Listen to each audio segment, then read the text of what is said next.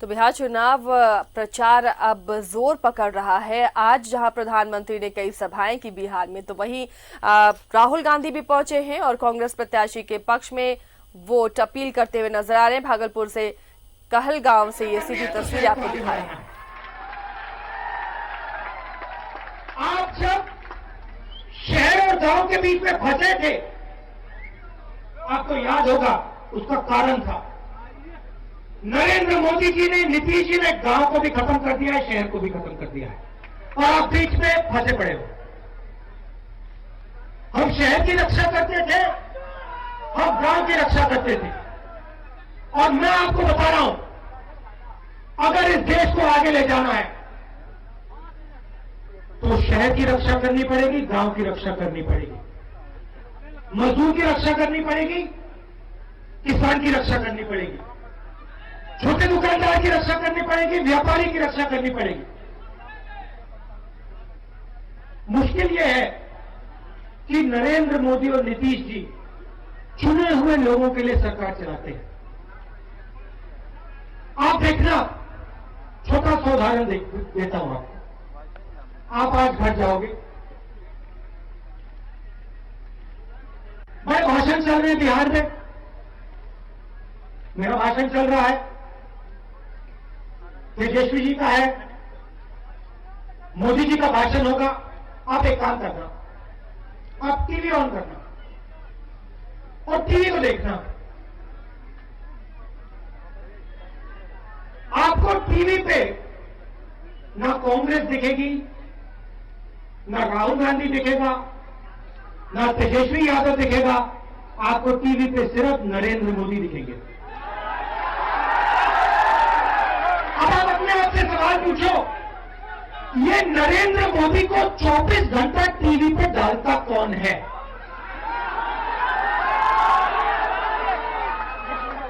और ये जो टीवी पे नरेंद्र मोदी डालते हैं, ये दिन भर राहुल गांधी को गाली क्यों देते हैं? ये सवाल पूछो। क्योंकि भाइयों और बहनों, मामला बहुत सरल है। नरेंद्र मोदी जी आपका पैसा आपसे लुटते हैं, नोटबंदी करते हैं, छोटे दुकानदारों को, छोटे व्यापारियों को खत्म करते हैं और हिंदुस्तान के 3-4 सबसे बड़े उद्योगपति को पूरा का पूरा पैसा देते हैं। मुकेश अंबानी को, और टेलीविजन पे वो 3-4 लोग नरेंद्र मोदी का चेहरा आपको दिखाते हैं। 24 घंटा भैया, ये जो 3-4 बड़े उद्योगपति हैं नरेंद्र मोदी के मित्र, 24 घंटा आपको नरेंद्र मोदी का चेहरा टीवी पे दिखाते हैं। चौकीदार चोर है, उल्टी सीधी बात होगी। कभी किसी एक्ट्रेस की बात हो जाएगी, एक्टर की बात हो जाएगी, कभी नाच गाना दिखाएंगे, मगर जो हमारे लोग भूखे मर रहे हैं, जो किसान की जमीन छीनी जा रही है, जो छोटे दुकानदारों को मारा जा रहा है, वो टीवी पे क्यों नहीं दिखाते? वो आपको टीवी पे देखने को नहीं मिलता। टीवी पे ये क्यों नहीं दिखता कि भैया बिहार में धान का सही दाम नहीं मिल रहा, छत्तीसगढ़ में 2500 रुपए क्विंटल मिल रहा? ये टीवी पे क्यों नहीं दिखता?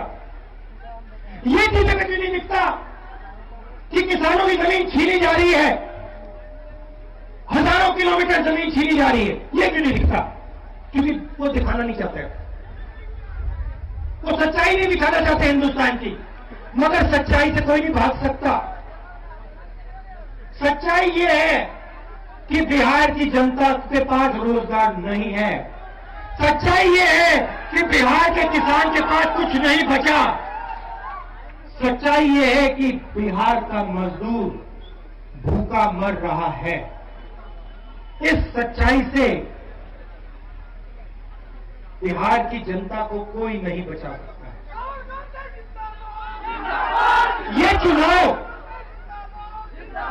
ये चुनाव आपके भविष्य का चुनाव है।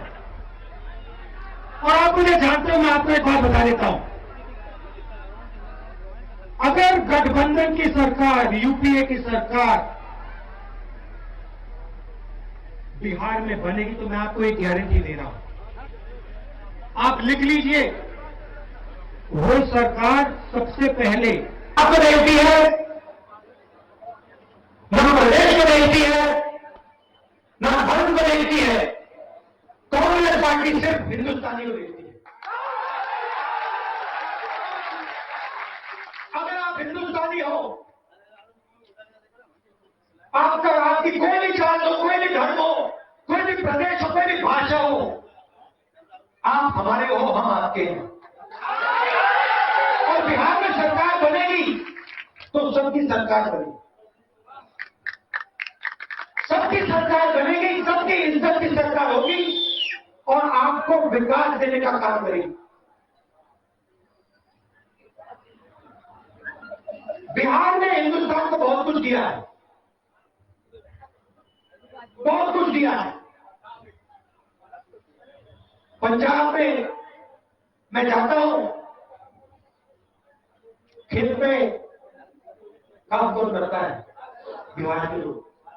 आपने छत्तीसगढ़ की बात की, छत्तीसगढ़ में मजदूरी कौन करते हैं? बिहार के लोग। मुंबई में कौन अपना खून पसीना देते? बिहार के लोग। आप पूरे देश को चला रहे हो, आपके प्रदेश को कौन चलाएगा? अब आपको बिहार को चलाना है, चाबी आपके हाथ में है। आपको निर्णय लेना है कि अब सरकार बिहार की होगी, बिहार के किसान के, मजदूर की, छोटे दुकानदार की, युवाओं की सरकार होगी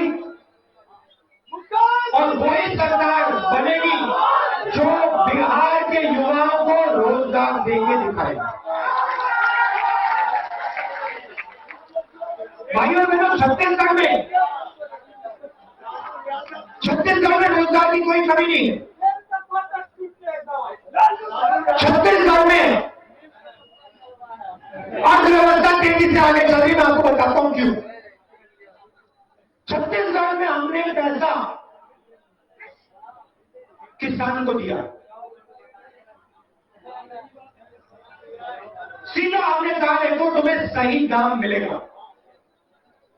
जैसे हमने किसान को सही दाम दिया, गांव में किसान के पास पैसा आया, मजदूर के पास पैसा आया, उसने माल खरीदना शुरू किया, मोबाइल फोन खरीदा, साबुन खरीदा, शर्ट पैंट खरीद। जैसे उसने शर्ट पैंट साबुन ये चीजें खरीदनी शुरू की, छत्तीसगढ़ की अर्थव्यवस्था चालू हुई। अब जाइए छत्तीसगढ़ में किसानों से पूछिए कितना पैसा मिलता है, धान के बता देंगे, मुझे बोलने की जरूरत भी नहीं। हम आपके साथ खड़े होकर बिहार को बदलना चाहते हैं।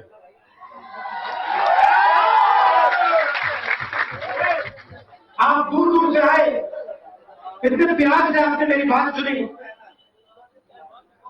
इसके लिए मैं आपको दिल से धन्यवाद करना चाहता हूं और आपको आखिरी बात बोलना चाहता हूं। देखिए, पूरा देश जानता है कि आज हिंदुस्तान की 1200 किलोमीटर जमीन चाइना की सेना ने ले रखी है, पूरा देश जानता है। आप सेना के किसी भी जवान से पूछ लो, वो आपको बता देगा पहले हम उधर पेट्रोलिंग करते थे, अब उधर चाइना की सेना खड़ी है, हमारी जमीन हमसे छीन ली गई। मैं आपसे ये पूछना चाहता हूं, जब चाइना ने हमारी जमीन छीनी, जब चाइना ने बिहार के 20 युवाओं को शहीद किया, तो नरेंद्र मोदी ने देश को झूठ क्यों बोला?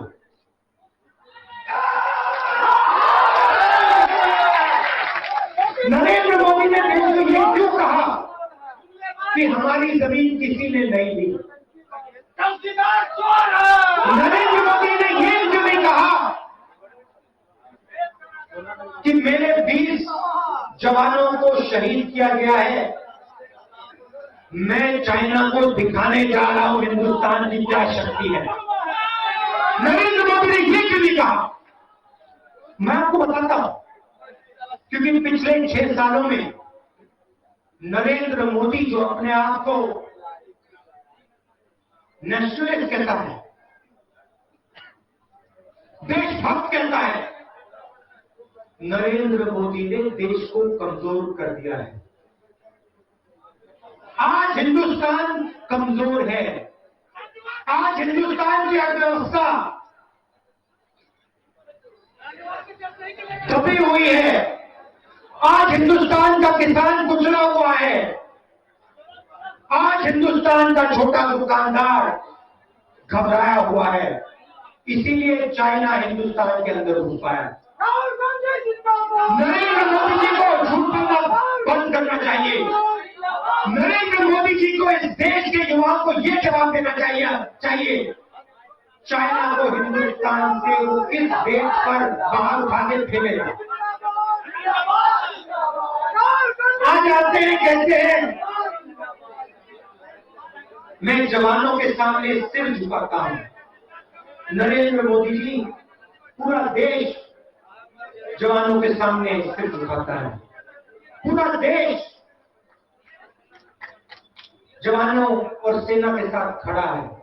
सवाल वो नहीं, सवाल ये है कि हमारे पवित्र देश के अंदर चाइना की सेना क्यों है। इस सवाल का जवाब नरेंद्र मोदी जी आप देश को दीजिए। आप सबका बहुत बहुत धन्यवाद। नमस्कार, जय हिंद।